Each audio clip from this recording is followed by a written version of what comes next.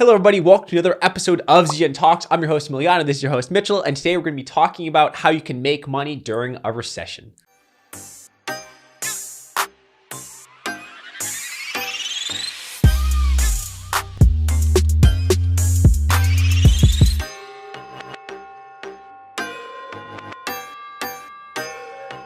So one of the first ways of how you can make money during a recession is you want to be responsible and you want to have an emergency fund. Now, this is common sense, but obviously in today's world, common sense isn't that common. So say, for example, that your average monthly expenses are $5,000. That means over the course of 3 to 6 months, that'll be around $15,000 to $30,000 in expenses that you will want to have saved up on the side. Again, you want to have 3 to 6 months of expenses saved up, liquid in your bank account. Now, in a sense, this takes a lot of pressure off of your back because say, for example, in a recession, you lose your job, you're not getting paid, and you have bills to pay, you have food to buy, you have people in your family and household to take care of. Having that emergency fund will leave you protected and caring for those who you love instead of having to constantly rely off government handouts or just at the end of the day, worst case scenario, not having any money at all to support yourself and again, your loved ones. So in addition to really having an emergency fund and having that extra support, you also want to be reducing your expenses heavily during a recession. And the reason you want to do this is because it will make that emergency fund last that much longer. In addition to making your emergency fund last longer, reducing your expenses can actually leave you to having more money to throw into the stock market, to throw into your business to keep it alive and thriving when the recession's all over. And to be said, even during normal times, what you really want to be doing is reducing your expense if you have any debt, even when we're not in a recession, or to pay off that high interest debt if you have any.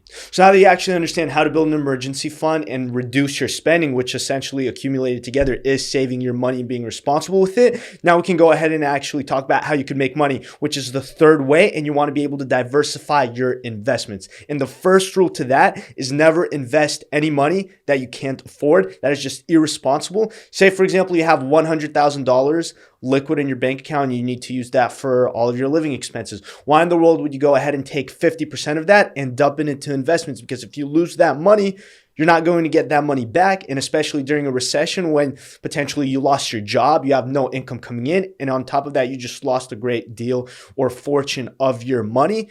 You're going to be in a situation where you kind of don't know what to do, and it will lead to other bad things, such as making more impulsive decisions, which will potentially lead to you losing even more money.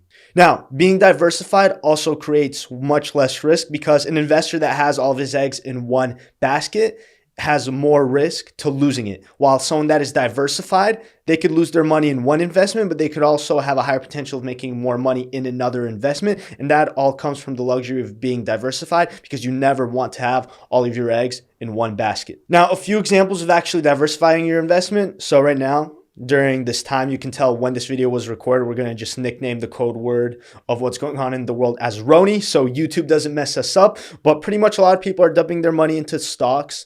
You know, they're buying options, just a lot of people dumping their money into the market. And yes, it's great. You can be diversified. You can invest in multiple companies. But at the end of the day, you also want to look at investing into actually starting other businesses too. For example, a lot of people right now are stuck at home and everyone is pretty much buying online. A lot of people are not going to grocery stores anymore because there are huge lines, there are huge waiting times, and they're starting to pretty much order groceries online. We're also seeing that school is online, and this is another sign that a lot of remote work is taking place, and companies that didn't know that they can really outsource remote work or have their employees work from home, well, this whole situation is changing everyone's mind. And going back to the part where I said that everyone's currently shopping online, think about starting an e-commerce business. For example, with Emiliano and I, we run multiple Amazon stores, and we're seeing an increase in sales and traffic because again, most people are just not going to stores in person and they're ordering online. And chances are, a lot of the time, you who are watching this, you order off Amazon, and most people are ordering off Amazon. You could also see the Amazon stock and how well they're currently doing throughout this situation. And lastly, if you're more of a passive investor, real estate is a great investment option to look at because chances are, if you're in a recession and just looking at data from past times of there being a recession, real estate prices tend to crash, and that becomes a great opportunity for people to buy in because you could also see the constant trends of how homes grow after a recession passes over a certain period of time. Now, lastly, what you can do to make money in a recession is to invest consistently. Now, what does this really mean? So if you're into stocks, for instance, you're not going to try to time the bottom of the market. Most people that try to time the bottom of a stock market end up getting burned or they end up investing too late. Now, One way you can really avoid this is called, average costing yourself out. And what this essentially does is it minimizes the risk of you investing too early or too late. And what you do instead is you invest at regular intervals into the market. Let's say during 2008, you invest at several different points. What would end up happening is you don't run the risk of investing too early or too late and missing out on those gains. What ends up happening is you actually end up getting a pretty good average cost. And overall, you get a discount on that portfolio over what it would have costed, let's say, before the recession. Now, if you're able to look at this chart, it'll be somewhere around here.